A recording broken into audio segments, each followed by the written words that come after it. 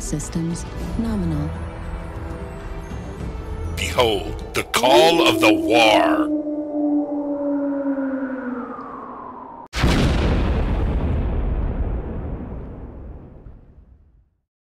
From the Crossworld Circle of the Wargate, somewhere in the online Forbidden Zone, this is the Warcast. Today's superfluous infusion of thousands of random words contains coherent information on things that might be of interest to the Gatekeepers community. We'll find out what the deal with Warg is and talk about the organization's expansion. We'll hear from veteran and returning Gatekeepers to get their take on recent events, and we won't neglect the Mech Warriors either. Now, on to the command tower.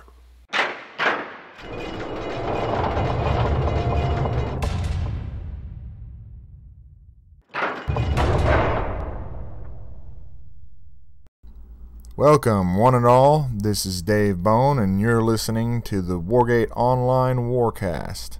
How you doing tonight, guys? We're a little overdue coming back with the new podcast for you, but we've changed a lot of stuff. You've no doubt noticed over the last couple of weeks. All kinds of stuff on the network has been changed, redirected, all sorts of things like that. We're going to talk about that. Right now, what we're going to talk about is what exactly is happening. What are the most overt changes that you've noticed? Well, HLGK is no more. We are now Warg, the Wargate Online. We spread out across all sorts of different media. And since our split with Lao led to really a split with MWO, we've been taking a break. We saw no reason to keep the House Lao in our name. We've been Gatekeepers for 20 years. And the House Lao Gatekeepers, that was an experiment for MWO. It didn't take.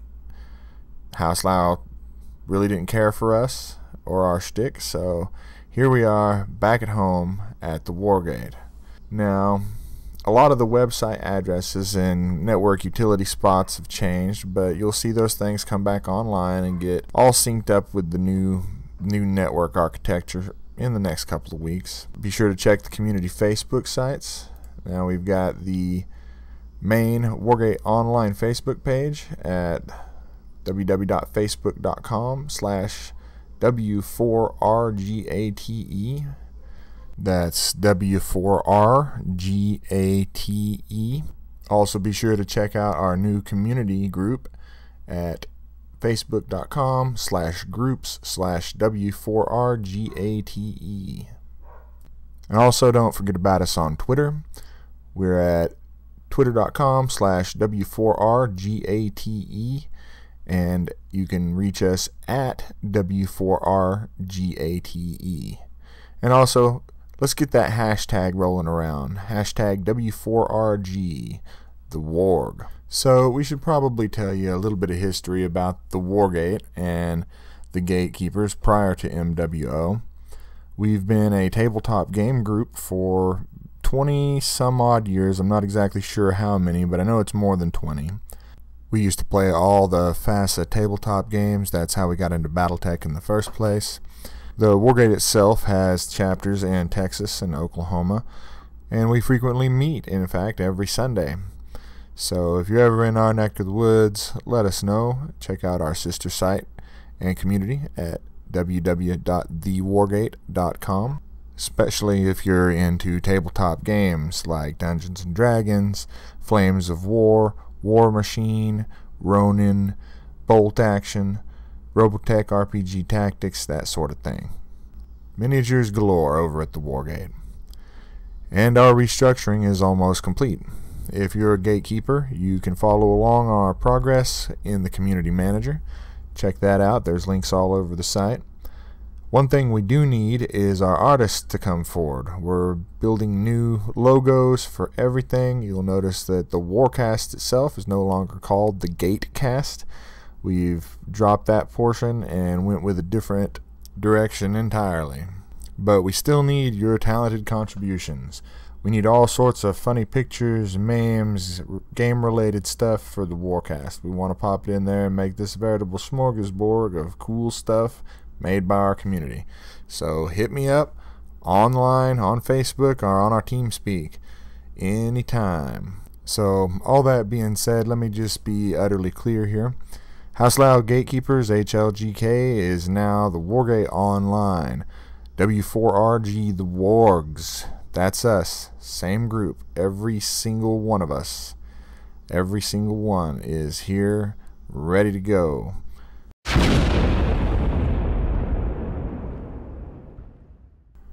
This new iteration of the Wargate Online was born in MechWarrior Online. So it pained us a great deal when we saw our community fading in interest in MWO. We were still really social, everybody kept up with one another, we were trying out other things, but by and large the focus had fallen off from MWO. I attribute this to three specific main reasons or problems with our MechWarrior Online experience, and we'll talk about that later in the program. But for now, just know that it was a hard choice for us to make, to take the focus away from our beloved MechWarrior Online. The deliberation for doing so was long and tedious. It took weeks. But after a certain time, we understood what we were looking for. We needed a game that we could direct people's attention to so we could maintain coherency as a community. We all wanted to do something together, but MechWarrior Online was not it anymore. Not as a general rule. So, following a certain set of criteria, we began our search for a new game that we could split attention between. We knew we wanted it to be different. We have a first-person shooter in MechWarrior Online, and we still want to play MechWarrior Online. That's a thing here. MechWarrior Online is still a focus, still a big deal, and it's still what's driving our competition edge. But in the other game, we wanted something completely different.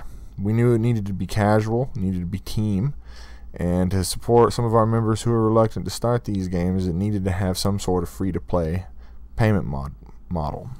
So, looking into a few things, there were a couple options.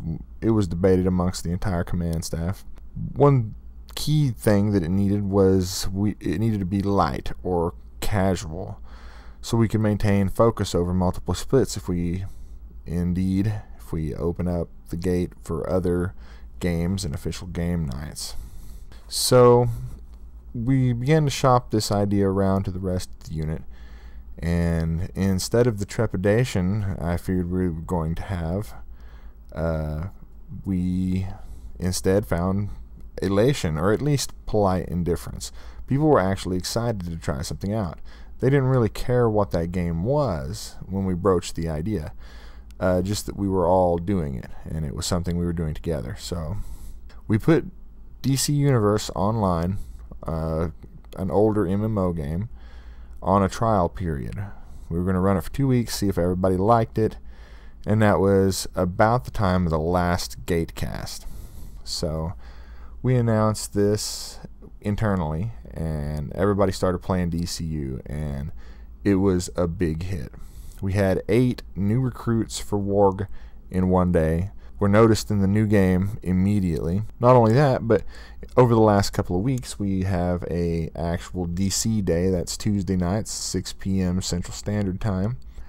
Those meetings had the highest consecutive turnouts throughout the trial period. So it was safe to say, after the trial period, when we asked everybody, yes, DC was on the menu, we wanted to play DC. It's fun, it's easy, blah blah blah. So now we're on the board with DC Universe.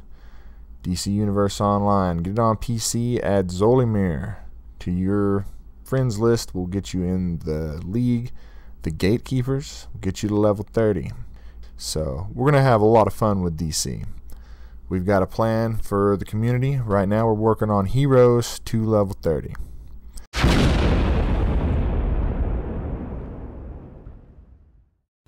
You are listening to The Warcast.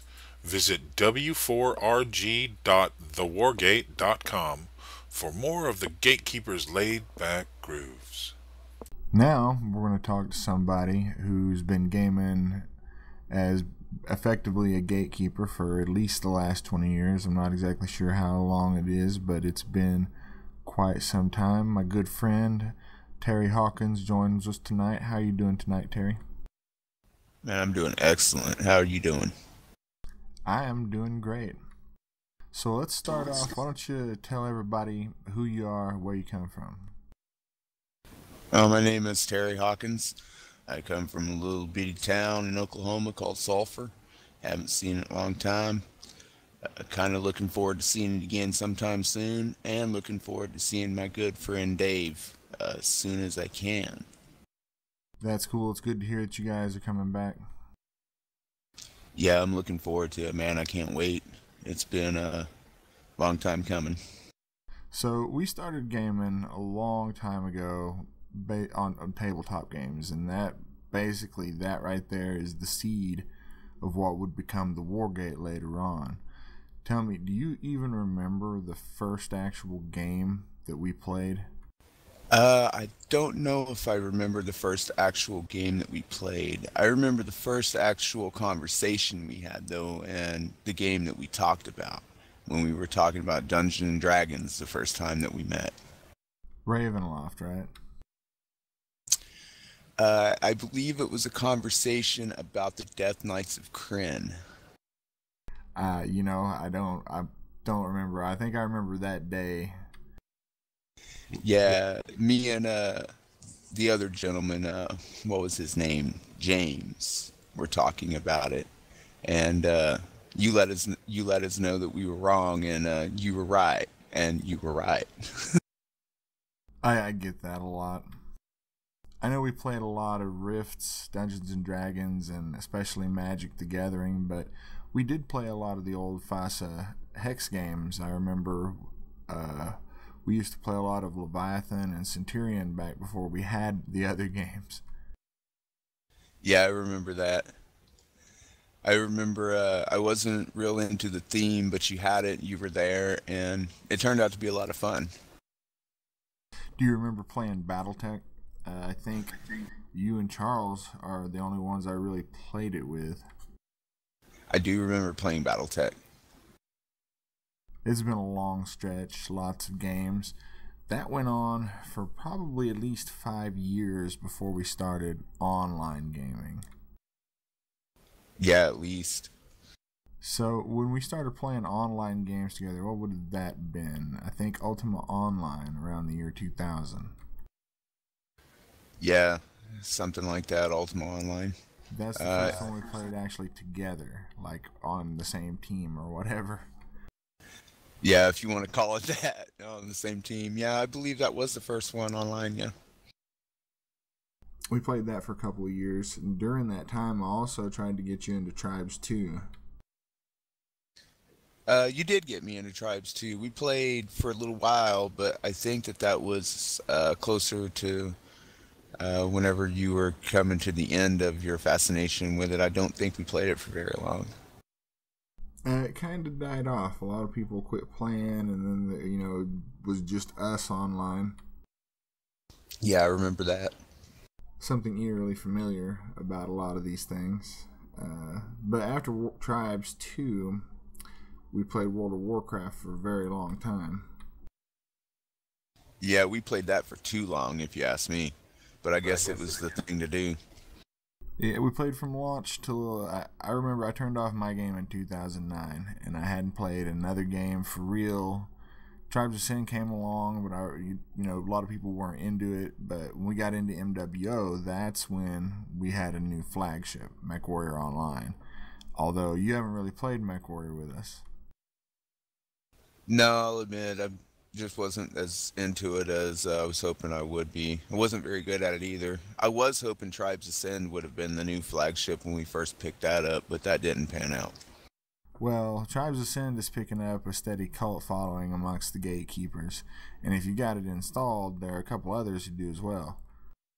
Yeah, I heard some chitter chatter about it, and I was kind of excited to check it out again. I pretty much quit playing it when you did, because that was kind of something that I really had only ever played with you, so. Well, let's get back on that horse. Get that downloaded. We'll talk about that. Well, I had meant to talk about that later on. We might as well talk about it now. Tribes Ascend and Total War are not necessarily flagships of the unit, but they're ones we're trying to get people to team up to play with. Any Total War and Tribes Ascend. Tribes Ascend is free play. So there you go. And a lot of the Total Wars are cheap. I believe that I bought me and you each a copy of one of them and paid $2 for both of them. Yeah, I didn't have Rome, the first one, on Steam, and now I do. Yep. And there's always sales like that on them. Those games come up on sale a lot. We need to do some Total War Let's Play vids versus matches. We'll get an observer in. It'll be nice. It'll be cool. You can observe my genius. But now that we've added DC as a flagship, you've come back to us. It's awesome. I'm glad to have you around. How do you feel? I've really enjoyed DC Online. It really has brought me back into the gaming group again and made me feel like we finally have a game that I can really get down on. My only concern with DC Online is that I don't know how long it'll last as a flagship game. It just seems that it's going to be one that fades out pretty quick to me. Well, we're way ahead of you there, actually. We've known for a long time that the next big thing hasn't come along yet. DC is a stopgap, and we're having a lot of fun with it, and we're going to be playing it for a couple of months, but don't fret for its longevity, because we have plans for the community. Now that you're level 30, you'll want to add Obliteratos to your friends list. Obliteratos? Who is that? He's from hell. He is going to organize the second part of our community action. Well, let's just say this. Don't add Obliteratos to your friends list until you're level 30. Well, I think I'm safe there. So, you have some community organization experience across the gaming spectra. I know you've been GM in a couple of games. What do you think about the organization now that we've hatched from our MechWarrior Online egg? Well, I'm glad to see that it's moving forward and that it's not just focused on MechWarrior Online anymore, because obviously just some people like myself that wasn't too into MechWarrior Online, it kind of put us on the outside looking in. And I love to game with you guys, but sometimes when a game don't click, it don't click. I can understand that. But now that we have a wider community experience, you think that you'll be hanging around for any length of time? Maybe, I don't know, take up the mantle of the command staff? I'm definitely going to be hanging around for a while playing games. I don't really know if I want to jump into a command role at the moment, just because, what little bit of time I have free, I just like to play. Oh, I totally understand that. Like, I could be playing right now. And so could you. And so could I. But we're doing this, but this is a lot of fun. So, Tribes Ascend, Total War, will you play MechWarrior Online just to get, just to get wet? Well, I've come back and forth to MechWarrior Online. Sometimes you talk about it and you're like, come check it out again. And I do. And it usually ends up the same for me. Last time I think I had a better run through it. I don't really remember why I stopped the last time. Maybe boredom, maybe because I just wasn't getting any better at it. I'm not real sure.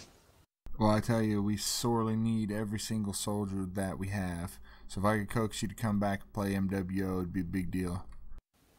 Yeah, if I come back and play WO, it would be a big deal. It doesn't have to be full-time. We've got company ops nights, Fridays and Saturdays. Everything else is open season. We have DC on Tuesday nights. Yeah, I might come in and check it out with you guys again. It's been a while since I played, and I believe that you told me there have been some big updates since the last time, and it had gotten quite a bit better, and I don't believe I've tried it since then. Big updates, and we're noobish friendly. That's a change.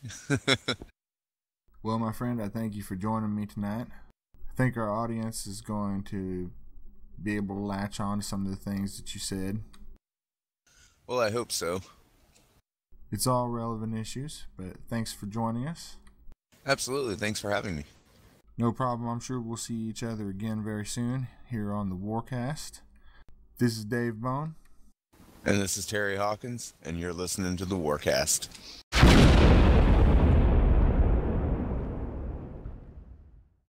Our next guest on the Warcast is a long-serving gatekeeper.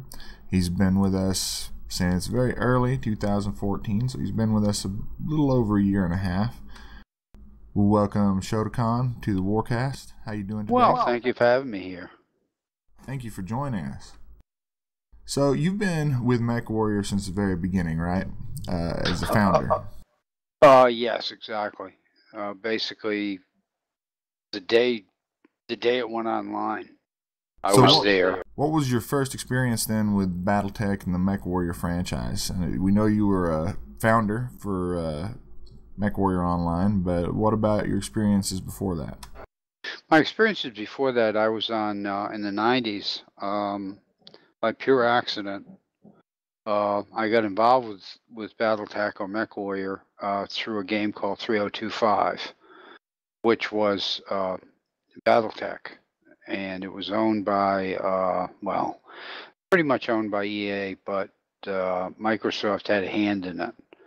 And Microsoft basically took the game out of existence because it was a competition to MechWarrior, which was too bad because it was probably the best single game of MechWarrior or BattleTech ever created.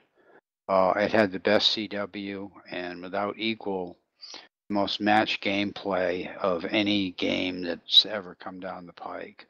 And then, of course, when they closed that down, I went to MechWarrior, which I never was really that crazy about, but I fortunately got with a group of guys that I really liked. And in those days, if you had 3 guys on a channel talking, that was about the maximum you could do. So, but we had our own, the Draconis Combine was the name of our group. And we did a lot of matches and played a lot together. And it was a really fun experience. It made the game much more enjoyable because you could always get on and find somebody that you knew. And then, of course, when I found that MechWarrior was coming back, I was all excited because I figured with new technology, new graphics, and that hopefully they had a brain, that it would be the ultimate game, because this is really the game I love. I can't say why. There's no reason.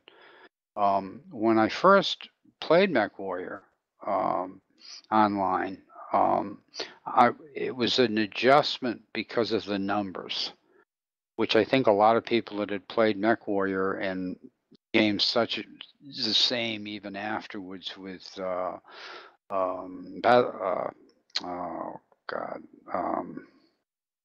MechTech.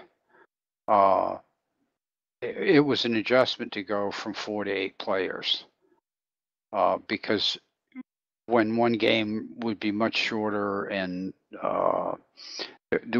you could basically plan a different strategy, you couldn't do it with 8 players anymore. And because you knew it was going to 12, you knew it would be even more confusing.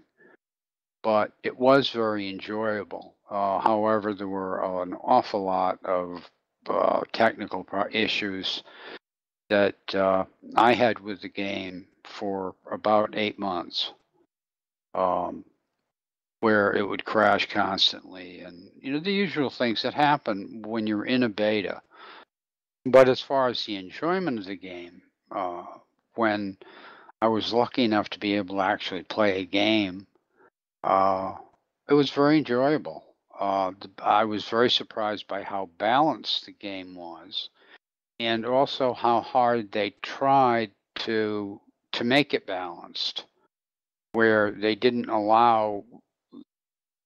They tried very hard not to have certain weapons get too powerful, and if they were too powerful, then they were taken out of that position. Right, and in the current iteration, they're getting ready with the balance pass. We'll see how that turns out. But I'm curious, did you play any other BattleTech games between the earlier games and MechWarrior Online? No, I never did. Did you ever get a chance to play tabletop? No, I never did play tabletop. In fact, I never even, when I played 3025, I honestly had no idea what BattleTech was about. When I got into it, I didn't know what houses were. So I picked a house based on the logo, like the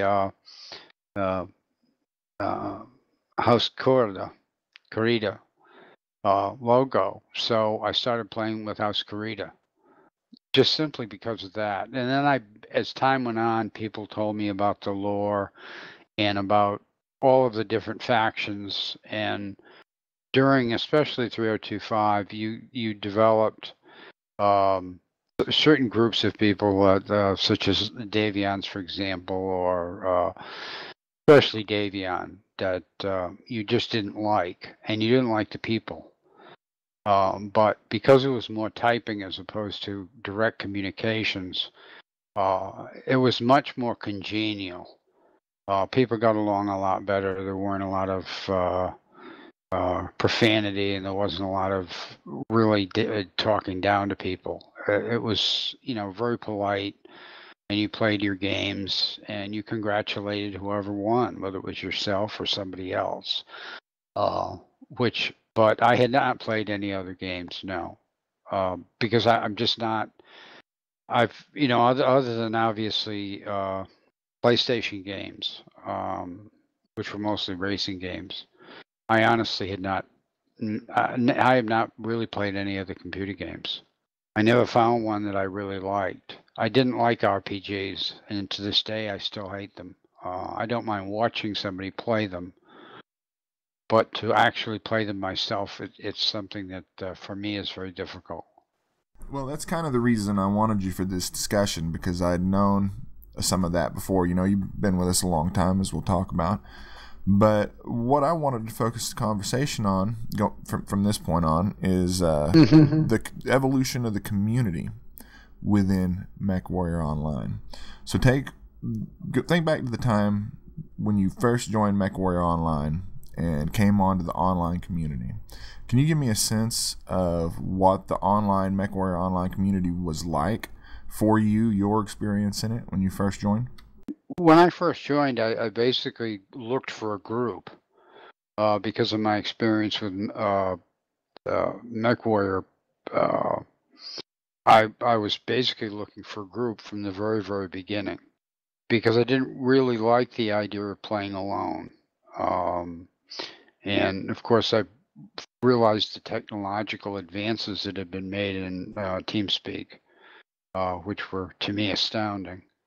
And the experience was really a good one. I enjoyed the game. The only problem I ran into was the fact that in the other MechWarrior games, you used a joystick.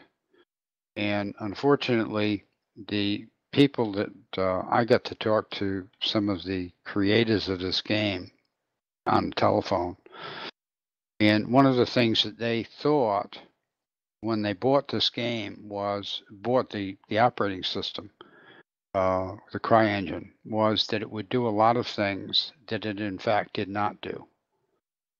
And they also ran into a situation where they basically had to reinvent the wheel. And that is one of the reasons, by the way, why it took so long to, not to say to get where they are now, but especially in the first and second year, to be able to make it work at all. Yes, I joined another group. It was a very bad experience because the group that I joined, I expected the highest, the level of camaraderie, and also the level of, because I had been a leader in MechWarrior. I'd run 4-man groups and commanded them and so forth and organized them. And I expected the same type of situation where these superiors would basically listen to other people. And my experiences were extremely bad because they did not. It was an ego trip on the part of certain people, certain groups. I'm not going to name them, but It was mostly with House Carita that I had the problem. We were And a- hardcore House Lao. We were up until just very recently, the entire game. So since you were Kurta, what exactly led you to the Gatekeepers? But the irony is, I was playing on the major layout server because I had looked at the layout fairly early after the game was created, and I'd had my bad experiences. And I got to know a couple of people who eventually did get with the Gatekeepers. And so once the server was up, I started basically playing with them all the time and had a good experience, and it was enjoyable. And yeah, there were rules and regulations and ideas as to how things should be set up, which were restrictive, but I always felt that was the way it should be anyway. You can't have everybody running around doing their own thing. People like Kulu, I believe Stoneblade, and there were a couple of others that I cannot remember the names, but I know, and I'm not sure they're not still with us. But those were the people that led me to the Gatekeepers. And once I got on the Gatekeepers, and I was on the server for, I think it was about 2 weeks, I realized that I was with a good group of people. I'd go into a couple of meetings and listen to basically what was being said, and I couldn't find anything wrong with it. That basically, to a large degree, grew into a more hardcore unit than when I first basically started with the Gatekeepers. It got more hardcore in the fact that it became more of a group that wanted to truly compete, as opposed to kind of a laid back group, which didn't bother me at all. So it wasn't something that ever crossed my mind about leaving or anything else. Because I felt that people that whined and complained, being honest with you, I could not understand them half the time, why they were so upset. Because every organization has to have rules and they have to have regulations. So, but in my early days with the Gatekeepers, I found it very enjoyable, and I've really found it enjoyable ever since. I know we're going through a lull right now because we're waiting to see what happens with some of the changes that are coming down the line. But I still find it enjoyable when I find people to play with at different times of the day and night. I find that very enjoyable.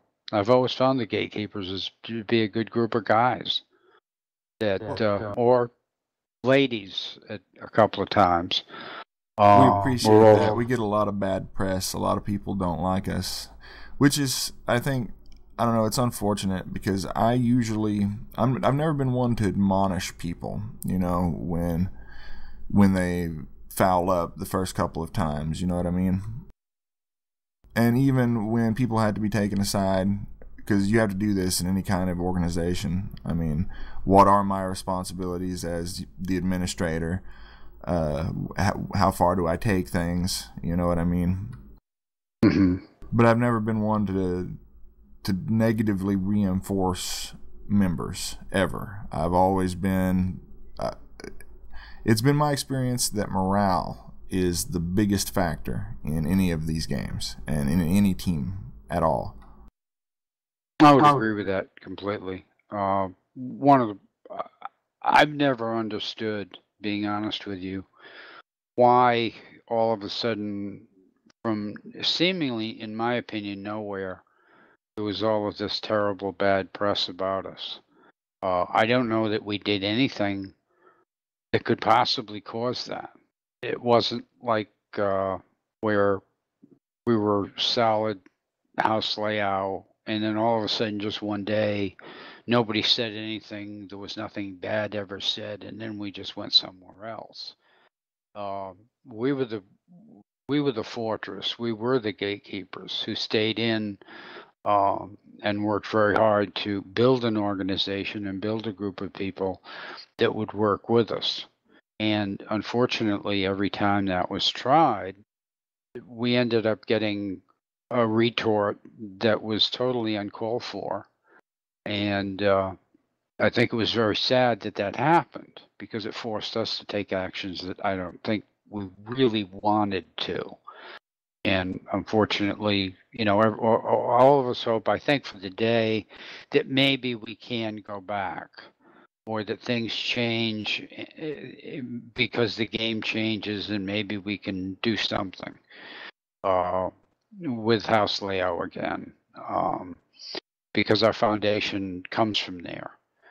But until people can act like adults and not 10-year-olds, I think that's going to be very, very difficult. Yeah, but you endure this situation for long enough, and it produces the kind of attitudes that's prevalent in gatekeeper membership today. For instance, nobody wanted to do CW because nobody wanted to help these people after being after all everything. We worked really hard to conceal that, and I'm glad to hear from you that you don't really know what happened.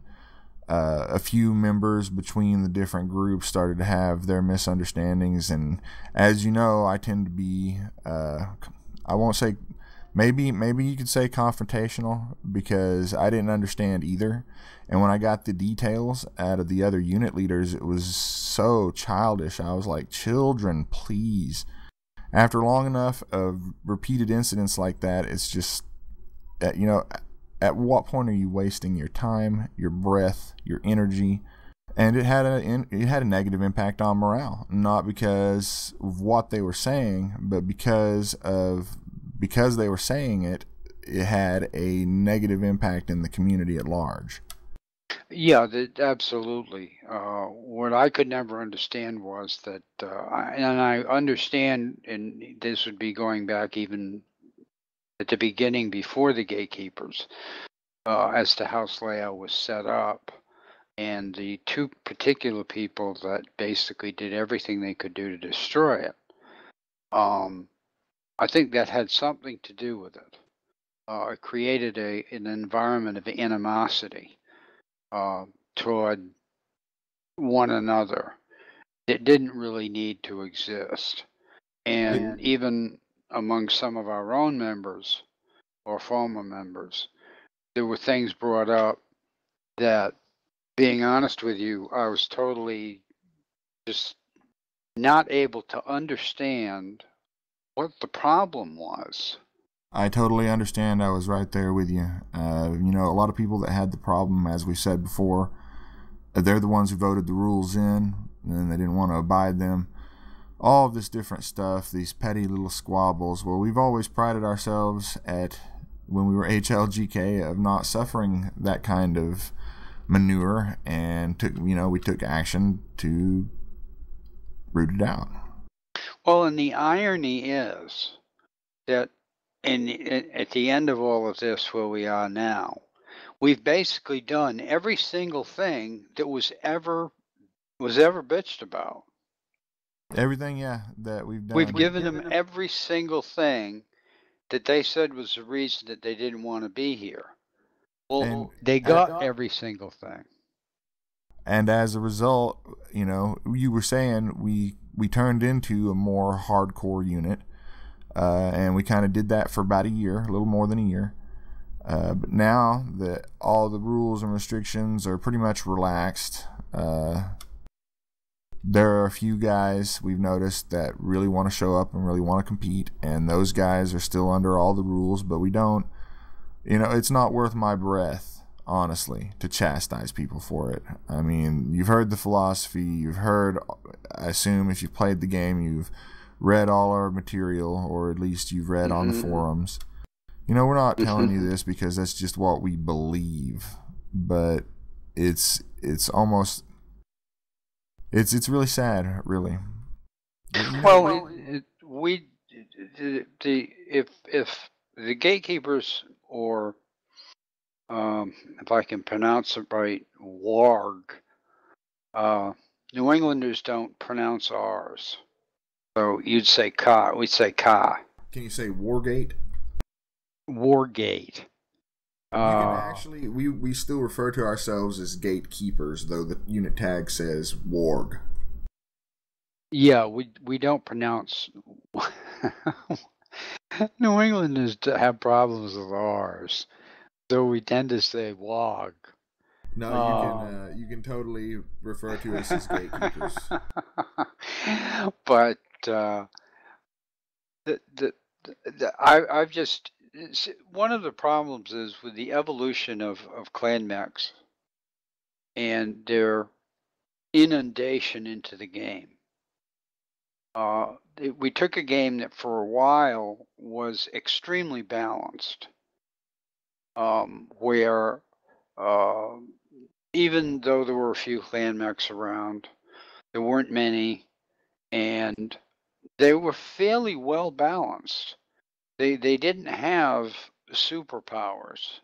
What put us in a bind in terms of our philosophy was the fact that all of a sudden, and it didn't happen in a day, it happened over a period of time, that all of a sudden the concepts that we had developed, which were very good ones, which did apply to what we were doing, basically had to be thrown out the window because we were going up against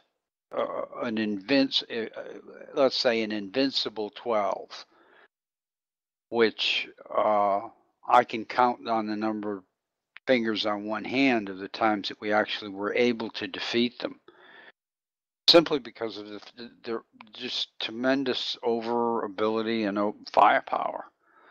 So some of the precepts that we set up that were very valid and very logically and well placed have unfortunately, because of the balancing issues, unfortunately we had to throw, I think to some degree, the baby out with the bathwater. So it's put us in a position where we have now where how can you say don't as much as we could for really a year, let's say a year and a half, we were able to do that because the game was balanced, and we could use a limited number of mechs, which was better anyway because you got better at those mechs. And where if you can go off and use any kind of mech you want and run around and use umpteen numbers, you never really get good at any one of them. Right, new play, never buy modules. We saw a lot of positives come from the rules when we enacted them, and I totally stand by all of that. And those of us that graduated from that school are the best players on our team. Oh, I don't know. I might be an exception, but primarily because I still use a joystick and refuse to go to the modern technologies such as keyboards. You've always done fine, bro. Well, I do all right. But the thing is that I think what created the biggest problem for us is the evolution of this game, and the fact that it's evolved into a clan fest. And it's kind of like taking a restaurant and taking it from a steakhouse to a clam bake. What we basically have done is taken an Innisphere game and turned it into a clan game. And by doing so, it's made everything that we worked so hard to do a moot point, and has caused us to really reevaluate, as we have done, and we're still in obviously the beginnings of reevaluating everything as to where we're going and what we are going to end up doing. And the idea of using other games to keep us together as a group, we've had good results from that, unless people blow their computers up doing it. That's been happening. Yeah, we've done I think we've done a very good job. Well, you've been And with us since the very beginning, almost, really, since before we had a unit tag. And you remember when we refused to get a unit tag when they first came out. Yes, I remember that. So I remember exactly. So if I remember somebody, the day we got them. yeah, everybody was very proud that day. Yeah, it was very exciting. It was very exciting to actually see it there. Because we had been a unit for a very long time already. Well, yeah, exactly. But unfortunately, because of the steps that the creators had changed from the original agreement when people signed up to be a founder, they had basically changed the very foundations of what we were going to go through, and thereby created those problems of not being able to be an organization and not being able to that, and they had to change because they realized that their whole concept was not going to work. So they if couldn't. someone put you on the spot and said, what are the 3 most positive aspects of maintaining a Gatekeepers membership, what would you say? I'd say one is it's a great group of people to be with. We all get along, do our job, enjoy ourselves. And even the new members that I've spoken to that play mostly DC Universe, they're nice guys also. And the second thing I would say is that we have been able to hang on, and that is to maintain the organization, where many organizations, and there's probably too many to name, have gone by the wayside because they haven't been able to make the adaptations that we have. And the third is really our view on the future, which is a very open one. We're not looking for that it's got to be absolutely a specific way. We're looking for a wide open variance of what may happen. And that's something that I think probably is the most positive thing we're doing, and that is we're giving it time to fix itself.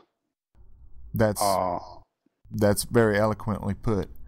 The flip side of that, though, and you can't really look at the positives without thinking about the negatives. So what would you say, if there are any, what are the negatives of maintaining your membership? Oh, if I really were to come up with any negatives, it's very difficult for me to do that. The only negative for me, for example, is I'm a clan warrior. I'm a mech warrior. That's what I do. That's my thing. I have good days and bad days, but that's the game that I really, really like. Heard you there. The problem with me would be the diversity that we've had to go to. But yet, you can always take a negative and make it a positive. And where I consider it a negative that we've had to go to, let's say, another game or games to maintain our organization, I look at it as both a negative, but it's had a positive result. And the last thing would be that you could say that there are no real negatives unless you create them. And if you're open-minded enough to look at what you consider negative now, if you turn the tables around and look at using a telescope as opposed to your eyes, there is light at the end of the tunnel. There is a hope, there is a future that we will be able to rejoin really the true gatekeepers as an organization and begin again to build a very, very strong fan base, which we had. And to some degree, because of DC Universe, we still have. They're different players. Some of them have had bad experiences, and that could be a negative, a bad experience with MechWarrior, because they were there at the beginning where things went wrong, and they never really had, maybe it is a love for the game, but they couldn't really hang on and tolerate it. I've talked to several that are in that group that did play MechWarrior, but quite frankly, ran out of patience. So you could say that's a negative, that a lot of people ran out of patience. Yeah, that's something that is endemic in the state of MechWarrior Online right now. But by and large, you've hung around the community for a long time, made friends, had fun. That's the big thing. I can play alone and play by myself, and you can do those things. And there are a lot of people that have done that from the very beginning. But there are a number of people, and a fairly large number of people, that are looking for a home and looking for a group of people that you can associate with, have fun with, win and lose together, and take it as adults, not as 10-year-olds. And when you can do that, then you have something, again, that can be thought of as a negative, but really, if you look down the road, it's a positive. Because some of the people that we have now that play DC, for example, when this game gets fixed, no, they may not join, but they may tell someone else that the game is they're not willing to go back into it. However, it has been changed. So therefore, if you're going to go anywhere or you're going to look for a group, you would look for the Gatekeepers or Warg, whatever it happens to be. I think that's a very strong point. And that's one of the best reasons that we did create the opening for another game, so that we could bring in people, and most of them have played MechWarrior. Well, to my knowledge. We're certainly glad to have you in the unit. You've been an invaluable member of the command staff. Thanks for talking with us today. It's been a pleasure. Looking forward to many games with you, sir. There are many yet to come, and many things and many improvements yet to be done. So we just have to keep faith and keep hope that the accountants will not win in the end, and that the game makers are allowed to really make the kind of game that they actually started out trying to make. Certainly words of wisdom. You heard them here on the Warcast.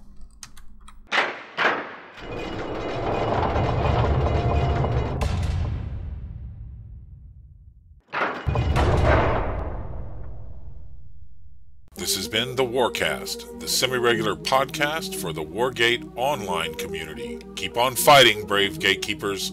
None shall pass.